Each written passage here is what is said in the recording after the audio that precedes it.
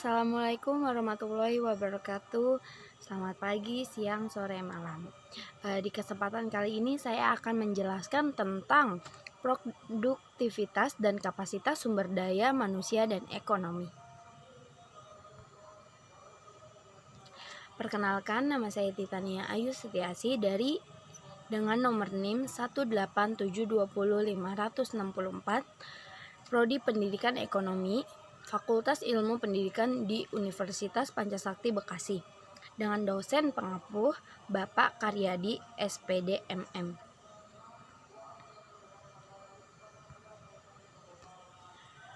Di kesempatan kali ini saya akan menerangkan sumber daya manusia.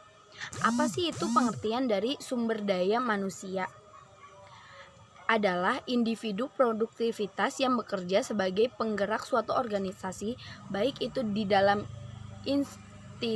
institusi maupun perusahaan yang memiliki fungsi sebagai aset sehingga harus dilatih dan dikembangkan kemampuannya.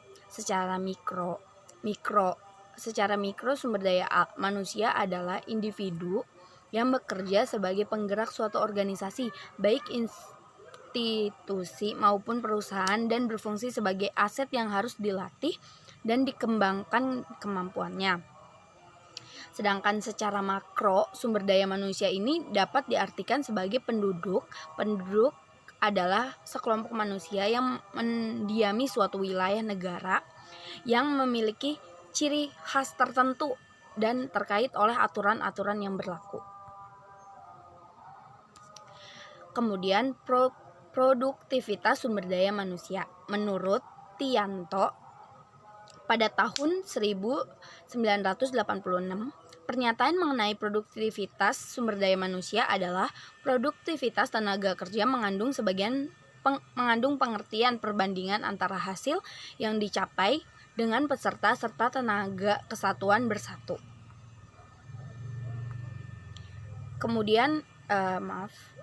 Kemudian ada faktor yang mempengaruhi produktivitas sumber daya manusia.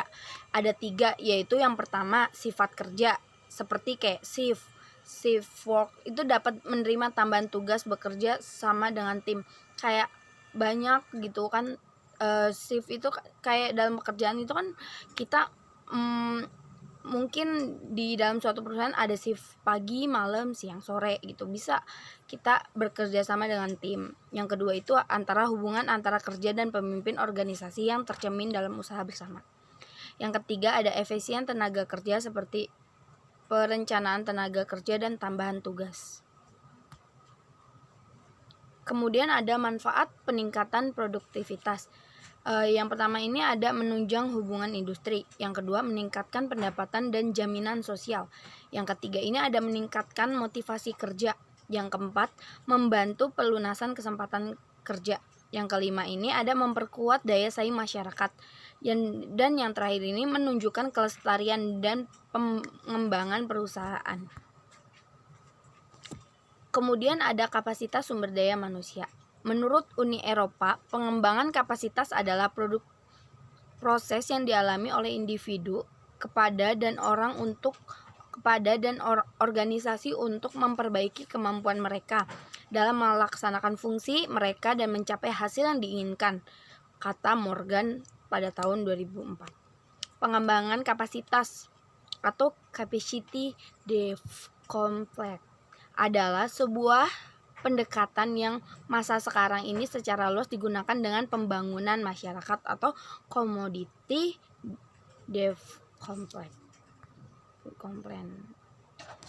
Yang ini kemudian kami akan menjelaskan 5 fungsi sumber daya manusia. Yang pertama ini ada meningkatkan fleksibilitas dari angkatan kerja. Yang kedua, meningkatkan komitmen karyawan. Yang ketiga, mengurangi dan menghilangkan kinerja yang buruk. Yang keempat, mengurangi turnover dan absensi. Dan yang kelima, meningkatkan produktivitas karyawan. Kemudian ada ekonomi kreatif. Kreativitas menjadi aktivitas ekonomi mendatang, menggantikan fokus kini pada informasi. Menurut sejarah agrikultur, perindustrian, dan informasi adalah merupakan hal yang dominan dalam aktivitas ekonomi manusia. United National Conference on Trade and Development seperti diliputi pada buku Creative Economy Report 2010 yang dirilis PBB menyimpulkan bahwa konsep ekonomi kreatif merupakan sebuah konsep ekonomi di era ekonomi baru yang mengidentifikasi informasi dan kreativitas dengan mengandalkan ide dan stock of gold dari sumber daya manusia tersebut sebagai faktor produksi utama dalam kegiatan ekonominya. Itu saja yang dapat saya sampaikan, kurang lebihnya mohon dimaafkan. Wassalamualaikum warahmatullahi wabarakatuh.